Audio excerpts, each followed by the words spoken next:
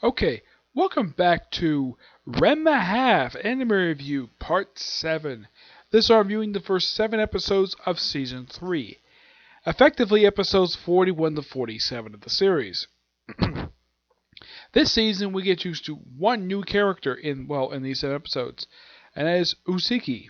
I think it's a pronounced name. Uko. Yes, Uko. Yes. The first episode starts off with Uko fighting Genta because something he did quite stupidly. Yes, it's a recurring trope in the series where Gemma did something during the time when he was training in China with Ranma, and yeah, he did something really stupid. Despite the fact that Ranma's promised to be married to Akane, he also promised Ranma to this beautiful woman, who's actually taller than she is. And is it just me, or is like almost every woman who basically follows Ranma in the series tend to be a lot of the time taller than Akane, or at least close to the same height as? I think the only one I can think of as taller than Ranma is Uko and Usaki of the Black Rose. Yeah. So she pretty now this episode is the first of two that does this, where you have a character who opens up her shirt, shows off her chest, though she's basically bandaged up. And this episode, it's Ranma who does it. In another episode, it's Akane.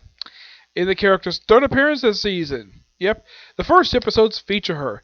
Like, she has a battle with her, and then she shows up at the school. Ranma recognizes, like, "Hi, Uko-chan, how are you?" And of course, Ranma has no idea why she's mad at him. And the reason why is this. Excuse me, not only Genta basically promised to marry Ranma to this woman, he also got her father's food cart. Yep, because apparently, yeah, Ranma's father is really lazy. Like, oh my gosh, he did have a job briefly in the series. He did work for a doctor who disappeared after season. I think he disappeared like partway into season 2. And that's the last he saw of him. I haven't seen him since his last known appearance, which was curing the whole cat food thing. Yeah, it's like the character's been dropped from the series for some reason. I don't know why. Yep, Ranma's father did briefly work for him, and then he stopped for no reason at all. I think he just got lazy, just went back home, went back to his future daughter-in-law's house. Yep, and now I should point out, whenever she shows up and she talks to Ranma, she refers to as Ren-chun. Yeah, I'm thinking, Chun, is that an honorific? Normally this would be heard in the Japanese sub, but occasionally they might slip this into the actual dub. One of the few dubs I've actually seen that does this. I know that My Hero Academia does it with the character of Deku, who calls Bakudo Kachan, and as far as I can tell, he's never mad at him for calling him that, probably because they're old childhood friends. And the same thing happened in the series of One Piece, where Luffy's called Luffy-chan by Kami, and of course Sarahoshi calls him Luffy-sama in the dub. Yes, she refers to him by the honorific. This is by far the third series I've seen it where in the dub they actually refer to characters with an honorific. Yeah, because for some people who don't understand about the honorifics, they're like, wait, why in the world is he pronounced with the word chun? It's just an honorific. It's just a pet name or something cute. It's some people who are really close to my college are chun. It's nothing unusual in the series in anime to do this. Yeah, this also has happened in other series in the subs, though some I watched don't have the word there, but you can hear it, but it's not put in English sub for some reason. I'm not sure why. Maybe some subbers basically stopped doing it for some reason. I don't know why. It seems that when Viz Media does a sub, they generally half the time do throw it in, or they don't. Funimation is kind of the same thing.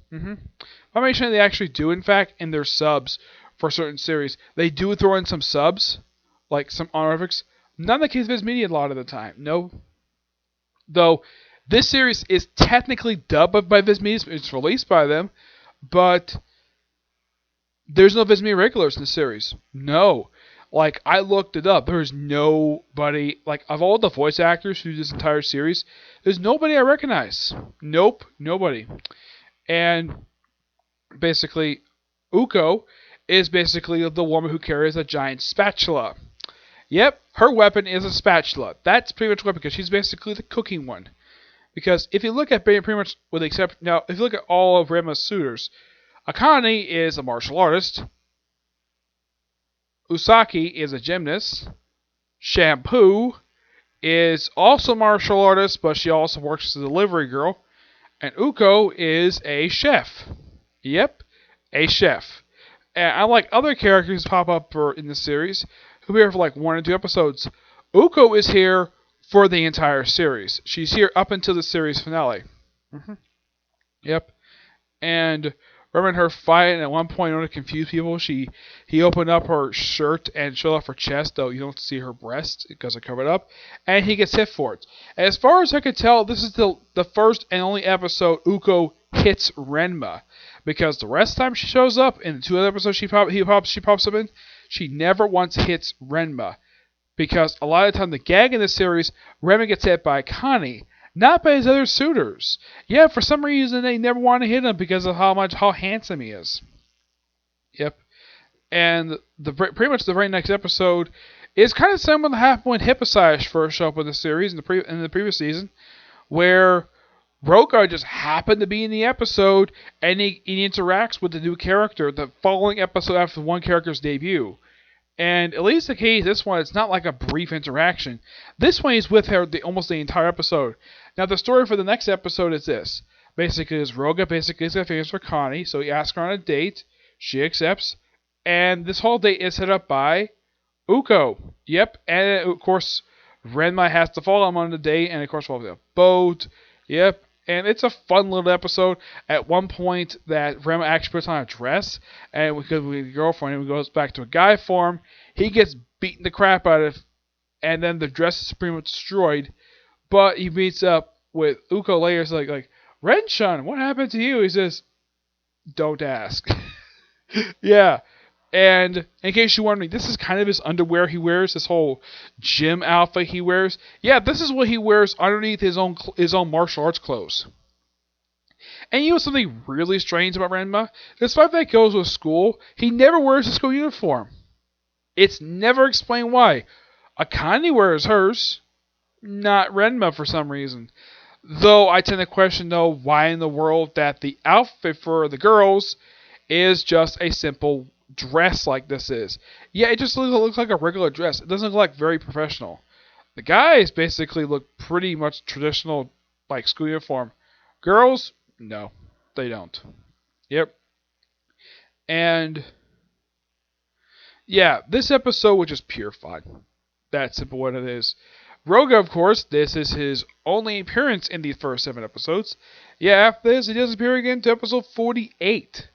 Yeah, he's absent for the next 5 episodes. Uko does not reappear again to episode 45. Yep.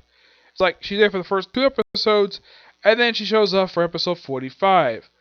Which basically involves a character from her past where she went to an all-boys school, and I'm thinking, okay, all-boys school and she's a girl. Yeah, it's particularly very weird. Yeah. And like there's this girl who shows up there, and she apparently attended the same school. This will reveal it later. And it turns out she's a cross-dresser. She's actually a guy dressed up as a girl and love Uko. Yeah, this never goes anyplace. As far as I know, this character does not reappear in the series. Yeah, I remember this character from the manga. It's like, yeah, I read the rest of the series that came right after this. She does not. This character never returns after this. Like in the manga, she only appeared for like 2 or 3 chapters, and then she disappears, never to be seen again. She's not revealed to be a guy until like the very end of the episode. He probably thinks, oh, maybe she's like him, where she gets turned into a girl. Nope, it's just a guy wearing a dress. Yep. But with a very feminine face. Not the first series I've seen that has this, where you have a character with a male face with a female face with a male body. It's only like the 3rd series I've seen that's like this. The only series I've seen like this was Naruto and Washura Kenshin. Yep. Excuse me. In two of those series, you have the the guy who has the face of a woman in love with another guy. This one is different. We have a guy with a woman's face in love with a woman. It's slightly different, but it's still a cross-dresser. Yep. And the gag also of this episode is that because this character ends up in a trash can at the start, he just runs around the whole episode in a trash can, or at least wherever he's hiding in. Heck, once at one point in the episode, hides a freaking tree. Yeah. And this is the episode where Connie shows up Uko's chest to her. And she has no reaction. Like, she already knew she was a girl. Yep. Already. It wasn't to reveal the whole end of the episode. The whole thing. And apparently, this woman was also attracted to Ranma's girl type. Yeah, but the whole thing with really the guy, yeah, it doesn't really go anyplace. And no more of this character because this character doesn't return after this. But that's the last of Uko for these 7 episodes. Yeah, I think Uko does return after this. Probably does, but yeah. Now, 43 and 47 is basically 2 episodes that feature shampoo. Yep. Yeah, 43 is called Sneeze Me, Squeeze Me, Please Me. Shampoo's Recipe for Disaster. Yeah, this episode is all about Shampoo wanting Ranma to hug her. And they create this drug that basically hypnotizes people to obey them. And basically, she wants Ranma to basically hold her. And that's the thing with this episode. She takes out some delivery guy, works perfectly fine. And then they take out Ranma, like, first they try the snap thing, doesn't work. And then a sneeze apparently helps. And so she thinks, oh yeah, sneezing will help. And the whole episode, basically, whenever he sneezes, he grabs onto somebody. At one point, she goes to a group of people, have them all sneeze, and he grabs every single one, and they all beat the crap out of him. And then you have a Connie who gets a cold in this series after accidentally falling into a freaking sewer after seeing a movie. Yep, and after she sneezes, Ranma just holds her. And this is like this whole episode. By the end of the episode, drug wears off. Never mentioned again. Like, basically, like, Ranma gives the drug, like, apparently the drug was supposed to give Akane to have Shampoo hypnotize Akane to hate Ranma. Yeah, Ranma gets the drug, has Shampoo eat it, and tells Shampoo to go home, and this drug is never brought up again. Nope, never brought up again. Shampoo does return after this in episode 47, and it's all about the strength. This is actually also one of 2 episodes featuring Hepasai. Yeah, a character who surprisingly doesn't really appear very much, and this is him basically being a pervert. Yep. Yeah, this is his only appearance this season. Yep. Actually appears in like a couple of episodes aside from this one. Yeah, he appears in episode 44, 46, and 47. Yep. But in the case of the 7th one, this is pretty much tied into a Shampoo. Yeah, Shampoo, the episode started off with Akane doing a bunch of arm wrestling with basically fake sumos. And one of them basically was Shampoo inside. She didn't know until she basically beat her. And then later on, they have this where she eats these special noodles that allow her to get super strength. And she basically challenged her to an arm wrestling contest. And she ends up basically destroying the whole room. And then okay, let's go to participate in a special contest. Ping pong martial arts. Yep. And they have to use giant ping pong balls using various ninja weapons like the kunai chain, gas, frickin' forks. At one point, they even use a giant racket. It's so hilarious. Hepasai in this episode, aside from him coming up with the whole noodles thing, he does not play a factor in this episode. Nope. He's not even a driving force in this episode. The other 2 are. Yeah, there are 2 episodes that feature him. One, of course, is episode 44. Yep. This is basically him basically trying to use his ultimate technique. Yeah, and what it is pretty disappointing. So they go to find out where the thing is buried. And they find it apparently it was put in the middle of a girl's hot spring. Because of course it was, because Hepasai is a freaking pervert. So, they find the scroll. And he can't translate it because it's basically gibberish. And What this stuff is firecrackers. Yep, firecrackers. Yeah, it's so sometimes these episodes end with a big disappointment. Yep. The other episode kind of follows what an episode from the previous season where Mr. Tendo is actually hired, is basically elected the chairman of the city council to go after the underwear thief, which he knows who it is. It's Hepasai, who goes frequently to steal stuff. And this episode was quite interesting. I love this episode. Like, okay, so the guy who basically nominated him to become chairman of the city council, who also popped up in a previous episode, he's tasked by them to guard a cursed bra because Hepasai basically is known for stealing underwear. Very tempting. Yeah, and it turns out though that this bra actually belonged to a woman who was scorned by another guy, which basically when everybody sees her wear this, they're basically like first of all like one guy only, and they had to basically fall for her instantly. And here's something I thought was really weird. Okay, Hepasai and Tendo. Now I get Hepasai turning him down. Oh man, Tendo, I would think she would want him because for one thing, he look for a guy, he looks in good shape for a man his age. I think he's probably supposed to be in his 40s. I'd say 40s. I'd say mid to late 40s, probably pushing 50. But he looks in great shape for a man his age, and he looks still pretty young.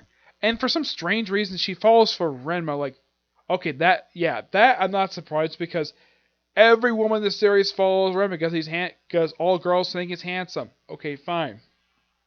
There's some action in this episode, and the fact that when his father turns back into from panda to human, apparently Genta has a strike with Emma's late lover, which I thought was really weird.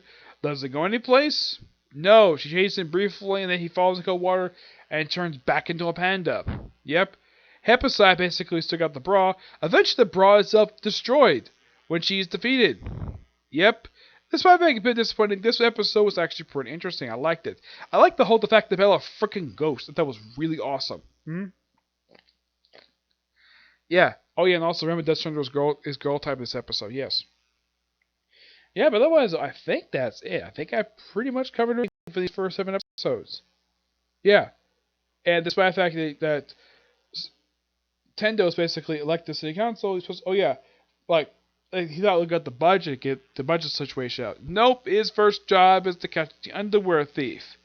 I'm thinking, okay, that's not a job for the chairman of the city council. That's a job for the police. Why Tendo? Probably because he's a martial artist. He can catch up, but he's not a law officer. He was just simply appointed to the city council. All in the episode, he says he's going to resign, but doesn't really go any place.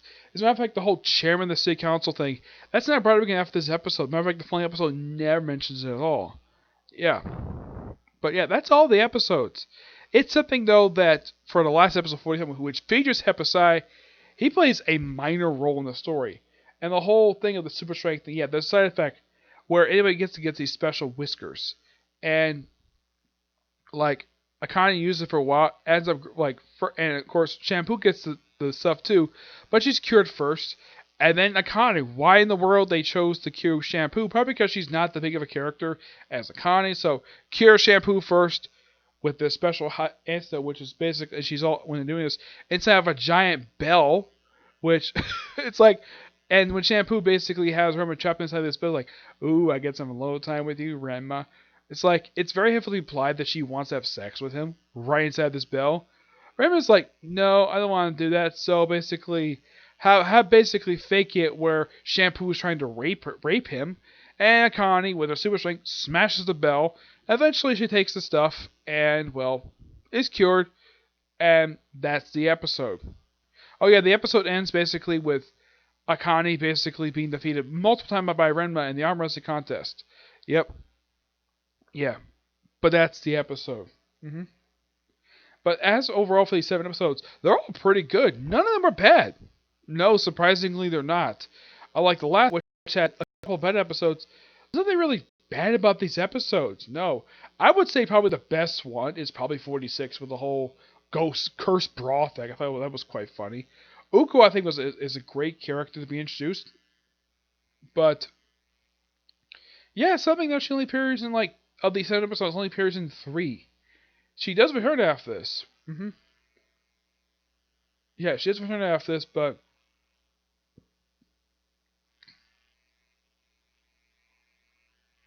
yeah, she's returned for quite a while. She's returned in episode 52. Yeah, that's when she returns to the series. Is episode 52. Yeah, she does return for 7 episodes, so not very long per se, but yeah.